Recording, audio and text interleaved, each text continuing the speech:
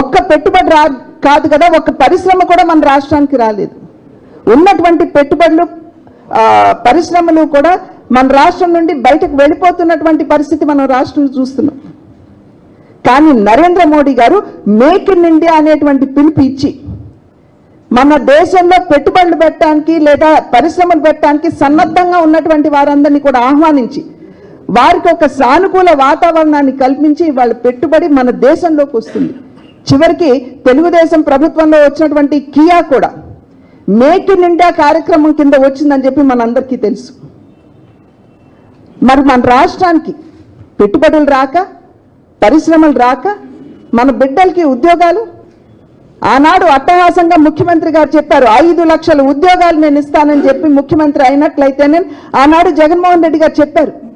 ఏమైందా వాగ్దానం? కానీ ఢిల్లీలో ఉన్నటువంటి నరేంద్ర మోడీ గారు వాగ్దానం చేశారు 10 లక్షల ఉద్యోగాలు నేను ఈ దేశంలో ఉన్నటువంటి యువతకి ఇస్తానని. వారు చేసినటువంటి వాగ్దానానికి అనుకూలంగా ఇప్పటికే 8 లక్షల ఉద్యోగాలు వారు ఆల్రెడీ ఇవ్వటం జరిగింది యువతకి. అంటే ఇచ్చిన మాట నిలబెట్టుకున్నటువంటి ఘనత నరేంద్ర మోడీ గారికి, ఇచ్చిన మాట తప్పిన ఘనత ఇక్కడ వైఎస్ జగన్మోహన్ రెడ్డి గారికి. ఆ విధంగా చూసినట్లయితే ఏ రంగం చూసినా, ఏ వర్గం చూసినా ఎస్సీలకు చెప్తారు నా ఎస్సీలు అని చెప్పి చెప్తారు వారు. కానీ ఎస్సీలకు సంబంధించినటువంటి 26 పథకాల్ని చుట్టేసినటువంటి ఘనత ఇవాళ వైఎస్ జగన్మోహన్ రెడ్డి గారికి దక్కుతుంది. అదేవిధంగా ఎస్టీలు ఇవాళ మనం అందరం కూడా మీడియాలో చూసే ఉంటాం. డిప్యూటీ సీఎం ఆయన పేరు నారాయణ స్వామి గారు ఇచ్చినటువంటి స్టేట్మెంట్ మనం అందరం కూడా చూసే ఉంటాం. ఇవాళ పెద్దిరెడ్డి గారు లాంటి నాయకుల యొక్క పెత్తనం పార్టీలో జరుగుతున్నది, కానీ ఎస్టీలకు ఎక్కడా కూడా న్యాయం జరగడం లేదు. దేవుడి దయ వల్ల కొన్ని కాన్స్టిట్యుయెన్సీని, కొన్ని నియోజకవర్గాల్ని రిజర్వ్ చేశారు కాబట్టి మాలాంటి వారికి టికెట్ వచ్చే అవకాశం ఈ పార్టీలో ఉన్నది అని చెప్పారు ఆయన. అంటే ఎస్టీలను ఎంత మోసం చేస్తున్నారో ఒక్కసారి మీరు గమనించండి. స్వయంగా ఆ పార్టీకి చెందినటువంటి నాయకుడు, ఒక ఎస్టీ నాయకుడు ఇవాళ ఆ రకమైనటువంటి స్టేట్మెంట్ ఇచ్చారంటే ఏ మేరకు అక్కడ అన్యాయం జరుగుతుందో ఒక్కసారి మనం ఆలోచించాలి. ఎస్సీలకు కనుక ఈ విధంగా సమాజంలో ఉన్నటువంటి అన్ని వర్గాల వారికి న్యాయం చెయ్యాలి అనేటువంటి ఆలోచన. బీసీలకు సంబంధించి మన నరేంద్ర మోడీ గారు విశ్వకర్మ యోజనను తీసుకొచ్చారు.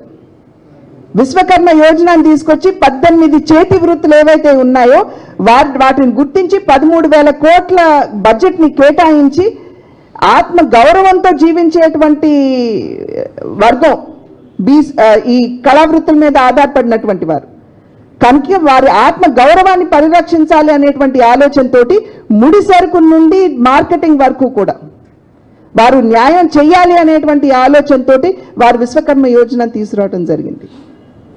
ఇవన్నీ కూడా ఒక్కసారి మనం వెనుదిరిగి చూసుకున్నట్లయితే నరేంద్ర మోడీ గారు ఒకానొక సందర్భంలో చెప్పారు, నేను ఓట్లని ఆశించి నేను ఏ కార్యక్రమం చేయను, దేశాభివృద్ధిని దృష్టిలో పెట్టుకుని మన దేశంలో ఉన్నటువంటి ప్రతి వర్గానికి ప్రత్యేకించి పేదవారికి న్యాయం చేయాలి అనేటువంటి ఆలోచనతోటి నేను ఆ పథకాన్ని ప్రవేశపెడతాను, నాకు ఓట్లతో సంబంధం లేదు అని చెప్పారు.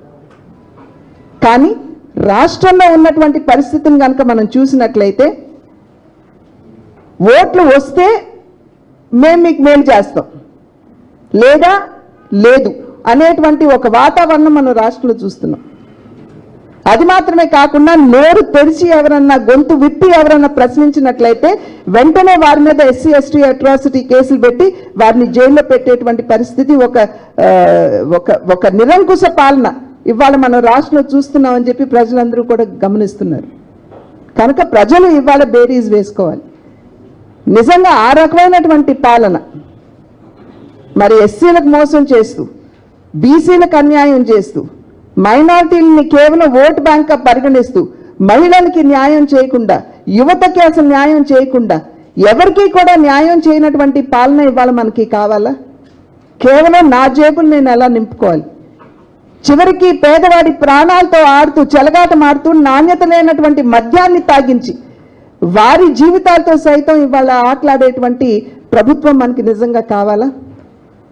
ఈ విషయాన్ని ప్రజలందరూ కూడా ఆలోచించడం మాత్రమే కాకుండా మనం అవగాహన పెంచుకుంటూ, ఇందాక నేను అన్న నారాయణ స్వామి గారు ఎస్సీ నాయకుడు, మరి ఆయన అంత బాధతోటి చెప్పారు అని అంటే, ఆ పార్టీలో ఉంటూ చెప్పారు అని అంటే మనం ఒకసారి ఇవన్నీ కూడా విశ్లేషించుకోవాల్సినటువంటి అవసరం ఉన్నది, మనం అర్థం చేసుకోవాల్సినటువంటి అవసరం ఉన్నది. ఈ విషయాలన్నింటినీ కూడా మన రాష్ట్రానికి ఏ విధంగా భారతీయ జనతా పార్టీ సహాయపడింది, మరి ఇక్కడున్నటువంటి ప్రభుత్వం ఏ విధంగా మరి ఇక్కడ ప్రజల జీవితాలతో చెలగాటం ఆడుతున్నది, నిజంగా న్యాయం చేసేటువంటి పార్టీ రాష్ట్రానికి భారతీయ జనతా పార్టీ మాత్రమే అనేటువంటి విషయం ప్రజలకి తెలియజేయవలసినటువంటి బాధ్యత మన మీద ఉన్నది అని చెప్పి తెలియజేస్తూ, ఆ విధంగా మనం అందరం కృషి చేయాలని చెప్పి అభ్యర్థిస్తూ సెలవు తీసుకుంటాం.